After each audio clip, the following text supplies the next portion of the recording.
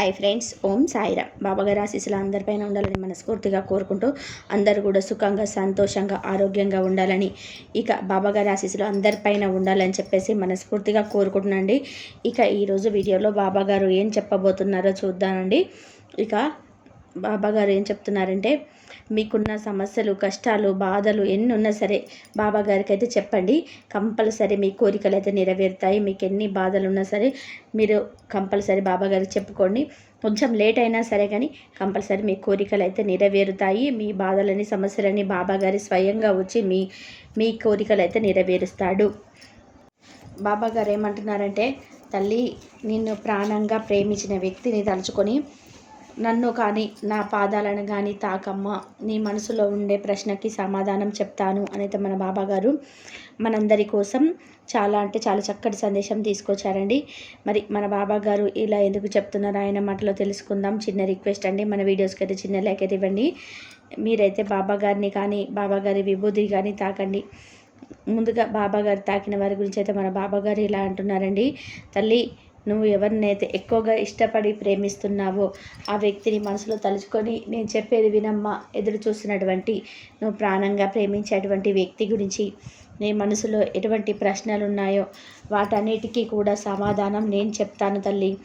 నీ జీవితం ఎలా ఉండబోతుందో ఈ సందేశం ద్వారా నేను నీకు తెలియజేయాలని అనుకుంటున్నానమ్మా. తల్లి, నీకు ముక్కు మీద కోపం ఉంటుంది. నీ చుట్టూ ఉన్న వాళ్ళు నేను ఎంతలా ద్వేషిస్తున్నారో నాకు తెలుసమ్మా. నువ్వెంత బాధపడుతున్నావో నాకు తెలుసమ్మా. వారందరికీ కూడా సరైన సమాధానం చెప్పే రోజు అతి దగ్గరలోనే ఉంది. నువ్వు ఇలా అనుకుంటున్నావు, బాబా మీరు ప్రతిరోజు కూడా ఇలాగే చెప్తున్నారు, కానీ నా జీవితంలో ఏది కూడా నెరవేరటం లేదు అని చెప్పి చింతించవద్దు తల్లి. నేను ప్రతిసారి కూడా నీ మనసులో ఉన్న బాధకి నేను కరెక్ట్గా సమాధానం చెప్తున్నాను అంటే నువ్వు నన్ను అర్థం చేసుకోమ్మా. నువ్వు చెప్పే ప్రతి మాట కూడా వింటున్నానని, నేను ఎప్పుడు కూడా నీకు తోడుగా నీడగా ఉన్నానని అర్థం చేసుకోమ్మా. నువ్వు అనుకున్న కోరిక నెరవేరటం లేదని నువ్వు బాధపడవద్దు. నీతో నేను ఉన్నాను కదమ్మా. కష్టంగా అనిపిస్తే అది నీకు కష్టమే కాదమ్మా. ఎందుకంటే నీ ముందు నేనున్నాను కదా తల్లి. నేను చెప్పినట్టుగా చెయ్యి, నీ జీవితంలో అంతా మంచి జరుగుతుంది. కోపం చాలా ఎక్కువ కదమ్మా. నువ్వు ఎవరినైతే ఇష్టపడుతున్నావో, ఎవరినైతే ప్రాణంగా ప్రేమిస్తున్నావో తెలియకుండానే నీకున్నటువంటి కోపం వలన వారి మనసుని ఇంకా ఇంకా బాధ పెడుతున్నావమ్మా. అలా బాధ పెట్టడం వల్ల వారు నీ నుంచి దూరం అయ్యే అవకాశాలు ఎక్కువగా ఉన్నాయి తల్లి.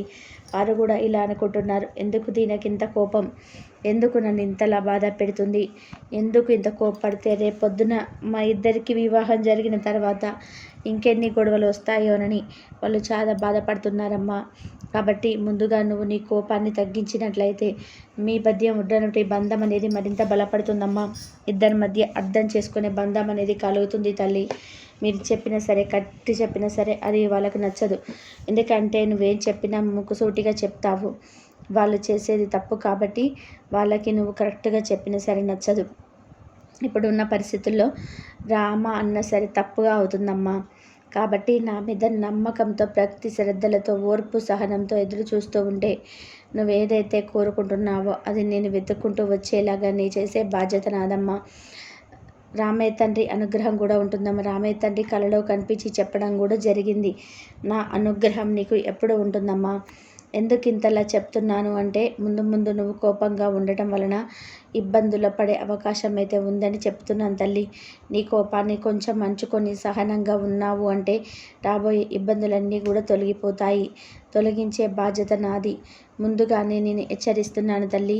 గుర్తుపెట్టుకో, నా మాట ఏమాత్రం కూడా నువ్వు నిర్లక్ష్యం చేయకు తల్లి. నీవు ఇప్పటి వరకు చాలా అవమానాలు పడ్డావు కదా, చాలా ఇబ్బందులు కూడా పడ్డావు, చాలా కష్టాలు పడ్డావు.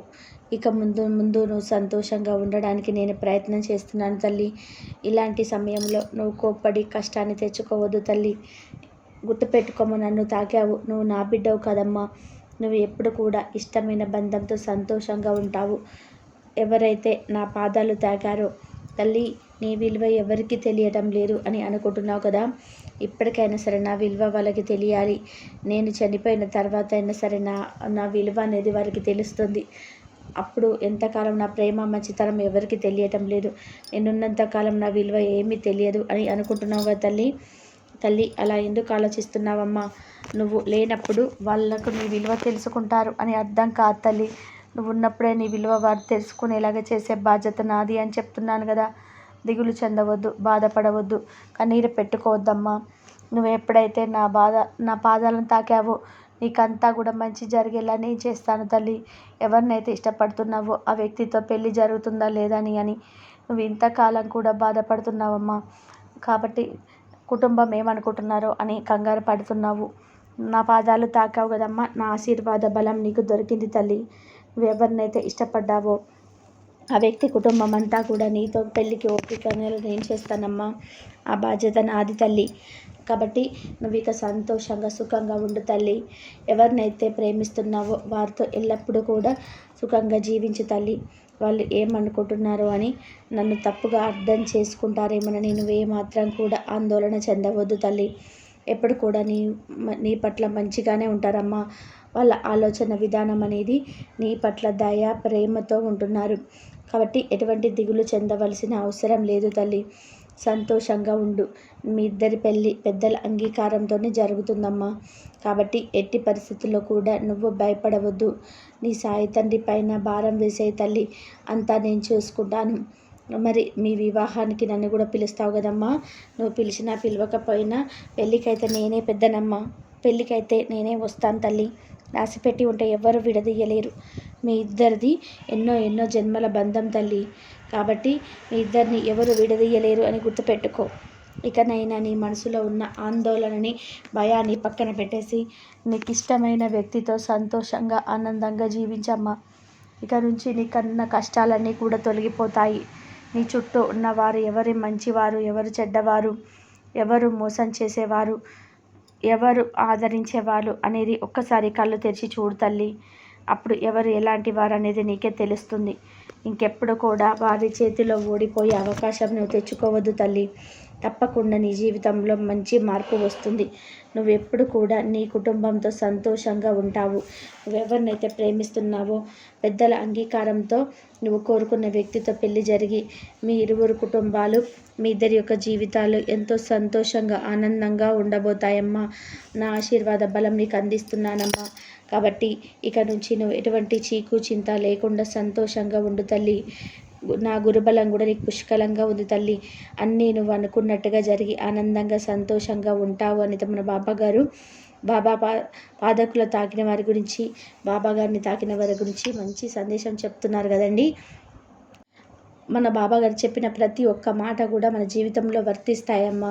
నీ వివాహ బంధంలో మార్పు కావచ్చు, లేకపోతే నీకు ఇష్టపడిన వ్యక్తి నీకు వచ్చేలా కావచ్చు, ఏది కోరుకున్నా సరే ఆ కోరిక అనేది తప్పకుండా నెరవేరుతుందమ్మా. అలాగే ఇతరుల పైన నువ్వు ఎప్పుడు కూడా ఆధారపడవద్దు. నీ కష్టాన్ని నువ్వు నమ్ముకోవాలి. నిన్ను నువ్వు నమ్ముకొని మాత్రమే ముందుకు సాగాలి తల్లి. అప్పుడే నువ్వు అనుకున్నది ఏదైనా సరే సాధించగలుగుతావు. నీ కష్టాలన్నీ నాకు తెలుసు. నాకు అంతా తెలుసమ్మా. నేను నిన్ను అంతా గమనిస్తూనే ఉన్నాను. సమయానుసారంగా నీకేది అందివ్వాలో నాకు తెలియదా చెప్పు తల్లి. నువ్వు ఊహించేటట్టుగానే అన్నీ జరిగిపోతాయి. నువ్వేమాత్రం కూడా దిగులు చెందకమ్మా. నా మాట మీద నా మీద నమ్మకం ఉంటే ధైర్యంగా ఉండాలి. అంతా నేనే చూసుకున్న బాబా అంటావు. మనసులో ఏదో ఒక మూలన సందేహంతో ఉంటావు. బాబా చేస్తారా లేదా, నాకు సహాయంగా ఉంటాడా లేదా అనేది అనుమానంతోటే సందేహంతోటే బతుకుతున్నావు. ఒకటి తెలుసుకో తల్లి, నా ఆశీస్సులు నీకు ఎప్పుడు ఎంత ముఖ్యమో నా పైన నీకు నమ్మకం కూడా అంతే ముఖ్యమమ్మా. నీకు మంచి దారి అయితే నేను చూపిస్తానమ్మా. మరి ఆ దారిలో నడవాలో వద్దో నిర్ణయించుకునేది నువ్వే. ఎల్లప్పుడూ సంతోషంగా ఉండాలి అని నీ కోరిక అయితే ఎల్లవేళలా ఒకేలా ఉండడం సాధ్యమేనా చెప్పు తల్లి. కాబట్టి చెప్పు తల్లి, ఎదుటివారిని చూసి వారు ఎప్పుడు ఆనందంగా సంతోషంగా ఉంటున్నారు, మమ్మల్ని మాత్రం ఎందుకు బాబా ఇలా బాధ పెడుతున్నారని అడుగుతున్నావు కదమ్మా. మీ బాధకి కారణం ఎదుటివారా లేక నీవేనా? ఒక్కసారి ఆలోచించు తల్లి. నువ్వు నిర్మలమైన మనసుతో ఆలోచిస్తే సమాధానం ఏంటో నీకే తెలుస్తుంది. ఎవరైనా నేను ఒక మాట కించపరిస్తే బాధపడడం సహజం. అయితే ఇప్పుడు నువ్వు చేసేదేంటో తెలుసా? బాబా, నాకెందుకు ఇలాంటి పరిస్థితిని ఇచ్చావు? నా మీద దయ లేదా? నిత్యం నన్ను బాధించే వారితో పాటుగా నీవు కూడా నన్ను బాధిస్తున్నావా అంటూ నా పైన నిందలు వేస్తూ ఉన్నావు తల్లి. నిన్ను ఒకరు కష్టపెట్టే అవకాశం లేదు. ఎందుకంటే నిన్ను నువ్వే కష్టపెట్టుకుంటున్నావు. నిన్ను బాధ పెట్టిన వారు బాగానే ఉన్నారు, నా పరిస్థితి ఇలా ఉంది అని అనుకుంటావు. నీకు తెలుసా తల్లి, వాళ్ళు ఎన్ని బాధలు పడుతున్నారో, నీ ఉసురు తగిలి వాళ్ళు ఎంత వేదన అనుభవిస్తున్నారో నీకు తెలియదు కదమ్మా. వారి జీవితంలో ఉన్న సమస్యలు నీకు తెలియకూడదు అని దాటేస్తున్నారు. ఎందుకంటే వారికి అర్థమైందమ్మా, నీ ఉసురు తగిలి వాళ్ళు శిక్ష అనుభవిస్తున్నారని వారికి అర్థమైపోయింది తల్లి. అందుకనే వారు పడే బాధలు నీకు కనబడకుండా మసులుకుంటున్నారు. తెలుసుకో తల్లి, బాధ, కష్టం, నష్టం లేని వారంటూ ఎవ్వరూ ఉండరమ్మా. ఉన్నంతలో సంతోషంగా ఉండడానికి ప్రయత్నం చెయ్యి. ఇదండి ఈరోజు వీడియో. ఈ వీడియో కనుక మీకు నచ్చినట్లయితే ప్లీజ్ లైక్ చేయండి, షేర్ చేయండి, సబ్స్క్రైబ్ చేయండి. మరొక మంచి వీడియోతో మళ్ళీ కలుద్దాం. అందరూ బాగుండాలి, అందరిలో మనం ఉండాలి. ఓం సాయిరాం. శ్రద్ధ సబూరి. ఓం సాయిరాం.